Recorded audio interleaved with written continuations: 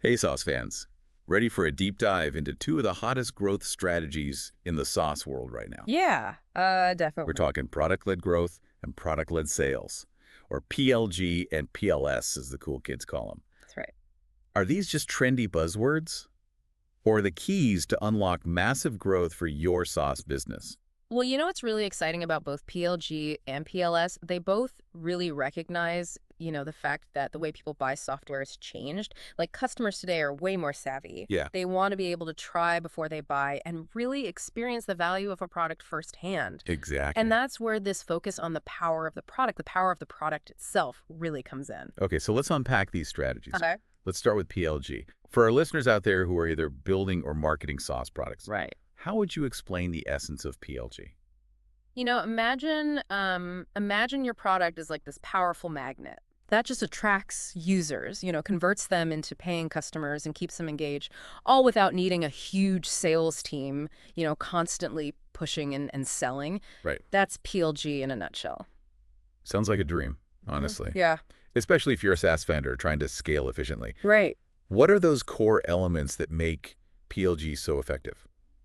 Well, the first thing is you have to have a really frictionless onboarding experience. Okay. Think about a product like Canva where users can jump right in and experience that what we call the aha moment Yes, you can. immediately because the product is intuitive, right? You've got that drag and drop interface, there's no complex setup, no steep learning curve.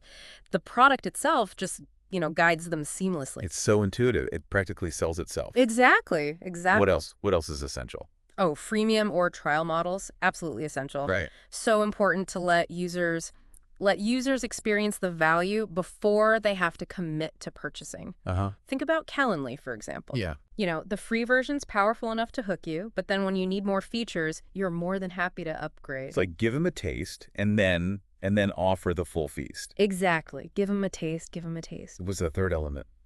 Oh, product qualified leads. PQLs. These are Right. these are users who through their actions, not just their words, but their actions show they're getting value and they are ready, they're primed to convert. Okay. So, imagine a user who's constantly using Asana to manage their projects, they're hitting their free plan limits, and they're inviting team members. That's a PQL screaming for an upgrade. Yeah, their actions are speaking volumes. You're Right. talking about data-driven insights into user behavior, which is so important. Right. Now, I got to ask, not every SaaS product is a perfect fit for PLG, right? Yeah, that's right. That's right. When does this strategy really shine? PLG really excels when your product can showcase its value quickly, effortlessly, without requiring, a ton of training or a really complex setup. So it's ideal for products that are targeting a more tech-savvy audience who prefer self-service and like to explore at their own pace. So if your product needs that like white glove onboarding process, Right? or you're targeting these enterprise clients who need a lot of hand-holding, Yeah. maybe PLG isn't the primary strategy. Yeah. Yeah. Maybe that's where PLS comes in. Exactly. How Exactly. does PLS differ from PLG? Think of PLS as a strategic extension of PLG. Okay. You're adding this layer of targeted sales engagement on top of that really solid PLG foundation to convert those high intent PQLs, those product qualified leads into paying customers. So it's still product-led, but with a little more of a proactive sales approach. Right, right. You're adding that sales layer on top. Can you give us an example? Sure, yeah. Let's say a user is actively using the free version of DocuSign. Okay. They're hitting their signature limit all the time, and they're starting to explore some of those more advanced features. Uh-huh. Well, that's when the sales team swoops in. They offer a personalized demo. They highlight the benefits of upgrading to a plan that really aligns with their usage patterns. So it's about timing and precision. You're not pushing sales on everybody, Yeah, oh no. just those who show they're ready and they're likely to benefit from a more tailored approach. Right. When does PLS make the most sense?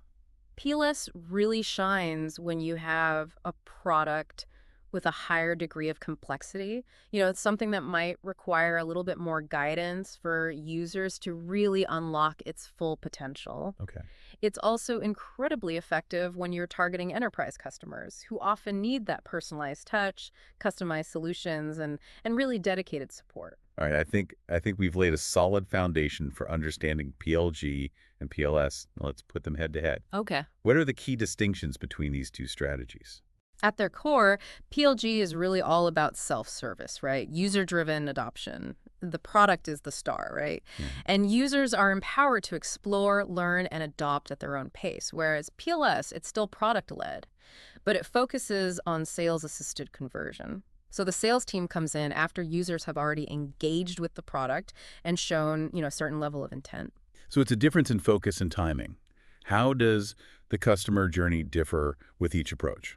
With PLG, the user is in the driver's seat. Okay. They discover the product, they sign up for a free trial or freemium plan, and they just explore its features independently. Hmm. The product guides them. It offers value at each step. Whereas with PLS, the sales team kind of joins that journey once the user has interacted with the product and shown signs that they're ready for a more personalized experience. And they can offer, tailored solutions, answer specific questions, that kind of thing. So it's about meeting users where they are in their journey and providing the right level of support at the right time. Absolutely. Absolutely. And I imagine the ideal customer type also plays a role in choosing between PLG and PLS. Oh, absolutely. Yeah. PLG tends to resonate more strongly with SMBs, small and medium businesses. And also, there's really tech-savvy users who are already comfortable with self-service models who value autonomy. Right. Whereas PLS is going to be a better fit for enterprise customers who often prefer dedicated support, customized solutions, and expert guidance. So there's no clear winner in this PLG versus PLS showdown. It's not a one-size-fits-all situation. That's right. The ideal strategy really depends on your product's complexity, your target audience, and really what your business goals are. Hmm. There's no magic formula, but, understanding the nuances of both PLG and PLS gives you a really powerful framework for making strategic decisions. Absolutely. Now, I'm curious, could a company utilize both PLG and PLS?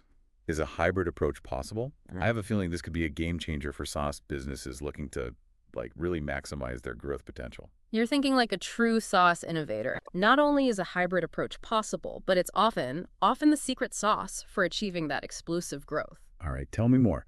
Tell me more about this hybrid powerhouse. The beauty of a hybrid model is that it allows you to cater to a wider range of users and really maximize your revenue potential. You can attract those self-service users who, just love that PLG experience, and at the same time capture those high-value enterprise clients who might need that personalized touch that PLS provides. So it's about casting a wider net and giving users the flexibility to choose how they want to engage with your product, your brand. Yeah, yeah. Do you have any examples of companies successfully using this hybrid model? Oh, yeah, plenty. Atlassian, for example, they offer free trials of their popular tools like Jira and Trello. That's PLG in action. But their sales team is ready to step in, with enterprise plans when usage hits certain thresholds. Okay. So that's, PLS kicking in. It's a perfect blend of self-service and that more targeted sales approach. So they're letting the product do its initial magic, but they've got that safety net Right. to capture those valuable leads who need a little bit more of a tailored approach. Are there any other examples? Oh, yeah, Miro. Yeah. Miro follows a similar strategy. Their freemium model, so that's PLG, attracts individuals and teams, but then they've got their sales team that proactively engages to upgrade those users to more tailored plans when they start to need more features, integrations, that kind of thing. So they let users experience the core value proposition up front, Right. but they offer a helping hand when those users signal they're ready for more. Any other hybrid champions you want to highlight? Oh, yeah, Whimsical is another fantastic example. They offer a freemium model for individuals and small teams, so that's PLG. Uh, But their sales team steps in with enterprise plans and advanced features when users start to demonstrate high engagement, so PLS. It seems like the key to a successful hybrid model is really about pinpointing those moments when a user signals they might be ready for a more personalized experience. Right. But I imagine implementing and managing a hybrid approach comes with its own set of challenges, Yeah. right? You're absolutely right. There are potential pitfalls with both PLG and PLS. Understanding how to avoid them is crucial. All right, let's get into the nitty-gritty. What are some of the common challenges with PLG? And more importantly, how can our SaaS-savvy listeners overcome them? One of the biggest hurdles with PLG is achieving high activation rates. You can have tons of signups. Right. But if users aren't actually engaging with your core features, if they're not experiencing the value, your growth efforts are going to stall. It's not just about getting people in the door. You got to get them to take those crucial first steps. Yeah. You got to get them to see the magic. Exactly. Exactly. It's about getting them to that aha moment. What's the solution? Optimization, optimization, optimization. Your onboarding experience, should be like a masterpiece. It should guide users seamlessly towards those aha moments. So think, interactive walkthroughs, tool tips, in-app guidance that anticipates user questions and provides support at the precise moment it's needed. You got to make the user journey as smooth and as enjoyable as possible. Remove that friction. What if the product itself struggles to demonstrate its value quickly? That's another common challenge. If it takes users forever to figure out how your product actually solves their pain points, you're going to lose them. Yeah. The solution: clarity, focus. Tell me more. Make sure your product's core value proposition is crystal clear and it's easily demonstrable. Okay. Design that user journey to showcase those benefits quickly and intuitively. Remember, users have short attention spans, so you need to capture their interests, demonstrate that value from the get-go. Make that aha moment undeniable and irresistible. Exactly. Now, what about retaining those free users? Freemium models are great for attracting users, but converting them to paying customers can be tricky. What are your thoughts? Absolutely. The key is to continuously showcase the value of upgrading. Don't let those free users become complacent. Nurture them with educational content, targeted emails, and those little in-app prompts that highlight all those premium features they're missing out on. You got to remind them of the awesomeness that lies beyond the free tier. Exactly. What about the challenges specific to PLS? What pitfalls do we need to be aware of there? One common mistake is ineffective lead qualification. If your sales team is reaching out to users who just aren't ready, you're wasting resources. Yeah. And that's where that product usage data becomes your secret weapon. Okay. So instead of blasting everyone with sales calls, we need to be more strategic and data-driven in our approach. How do we do that effectively? You've got to define clear PQL thresholds, right? Thresholds that indicate that a user is actually ready to have a sales conversation. Okay. Maybe they've hit a usage limit, invited multiple team members, or they're consistently engaging with a feature that's only available on a paid plan. Use those insights to trigger personalized sales outreach. Data-driven personalization is the name of the game. It really is. What are some other PLS pitfalls to watch out for? Another is becoming too reliant on the sales team. Remember, PLS is meant to complement a product-led model, not replace it. Right. Keep the focus on the product, and only bring in sales when it truly enhances the user experience. It's about finding that sweet spot where sales empower the product experience, but they don't overpower it. Right, exactly. Any other potential landmine? Misalignment between the sales team and the product team can be a recipe for disaster. Right. These two teams need to be in sync. They need to be sharing knowledge. They need to be working towards a unified goal. The dreaded silo effect? Yeah. So how do we break down those silos? How do we foster better collaboration between sales and product? Communication is key. Okay. Encourage regular meetings, cross-functional training, knowledge sharing sessions. Create a culture where sales and product see themselves as partners in success. So break down those walls, get everyone talking the same language. Exactly. You mentioned the importance of data several times now. Can you elaborate on how data plays a crucial role in both PLG and PLS? Oh, data is the lifeblood of product-led growth. Okay. It tells you what's working, what's not, and how to optimize your strategies. Uh-huh. By analyzing user behavior, you can pinpoint those aha moments, you can identify those PQLs, you can really personalize the entire user journey. Okay, I'm starting to see the bigger picture here, but let's get even more specific in our next installment. We're going to explore some real-world case studies of companies that are absolutely rocking PLG and PLS. Yeah, I'm excited to dig into those. We'll see how they're implementing these strategies, what challenges they faced, what results they've achieved. We'll unpack their tactics, analyze their successes, and really extract some actionable insights that our listeners can apply to their own SaaS journeys. Get ready for a masterclass in PLG and PLS in action. Absolutely. Yeah, get ready to be inspired. These case studies are packed with strategies you can implement today. All right. Hit me with the first one. Hit me. Okay, let's start with In Charge. Okay. This is a marketing automation platform, Mm-hmm. and they were facing a really common PLG challenge: low activation rates. So people were signing up, but they weren't creating that first automation flow. So they were missing out on that True. core value experience. Exactly. So what they did, they really focused on reducing that time to value, that TTV. They redesigned their onboarding experience with guided workflows, interactive tutorials, and even like a setup checklist. So they made it incredibly easy for users to create that first automation and really see the value right away. So they held their hands just enough to get them to that aha moment. Exactly. Yeah, And they didn't stop there.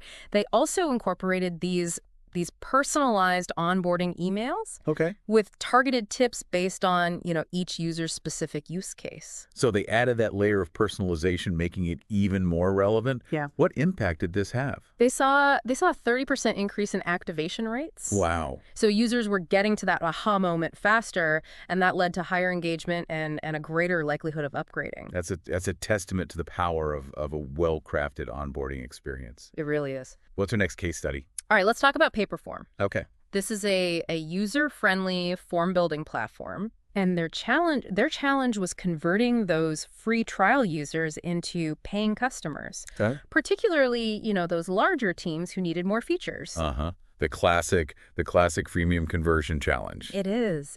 So how did Paperform tackle this? They implemented a really smart PLS strategy Okay. that was focused on identifying those product qualified leads, those PQLs. Right. They tracked, in-app behavior and users who were engaging with premium features, hitting form submission limits, inviting multiple collaborators. Those users were flagged as PQLs. So they let the data guide their sales outreach. I like it. Yeah, precisely. So then their sales team would reach out to these PQLs with personalized demos. They were showcasing the advanced features, Okay. offering customized pricing plans. So they added a human touch, but only at the right moment and with the right information. Exactly. Did they see positive results? Oh, absolutely. By focusing on those high intent users, Paperform increased conversion rates by 20%. Wow. Their sales team was having more meaningful conversations, and that led to better outcomes, both for the company and the customer. It's efficiency and effectiveness. Yeah. A winning combination. Absolutely. All right, I'm ready for our final case study. Okay, let's look at Whimsical. Okay. This is a visual collaboration platform. Okay. And they wanted to grow across the board, Yes. attracting individuals, attracting enterprise clients. That's a challenge. That sounds like a job for our hybrid model. You got it. So Yeah. Whimsical implemented a really balanced, hybrid PLS approach. Okay. So they used PLG to attract individuals and small teams with that freemium version, letting users explore the core features. Okay, so they hooked him with that initial value proposition. Yeah. And then what? Well, then when users started to demonstrate behavior that suggested they were ready for more, Uh-huh. so creating multiple workspaces, inviting team members, things like that, their sales team stepped in. And they offered, enterprise plans with advanced features. So they provided that extra level of support and customization when the users signaled they needed it. What kind of results did this hybrid approach yield? They saw a 35% increase in overall revenue. Wow. So PLG was really fueling that initial user growth, while PLS was helping to convert those high-value accounts into long-term customers. That's impressive. These case studies really highlight the adaptability of PLG and PLS, right? They do. But I imagine putting these strategies into practice raises a lot of questions for our listeners, Yeah, right? definitely. Things like, how do we define those PQL thresholds? Right. How do we ensure that our sales and product teams are truly in sync? Yeah. How do we measure the success of our efforts? Right. All crucial questions. Absolutely.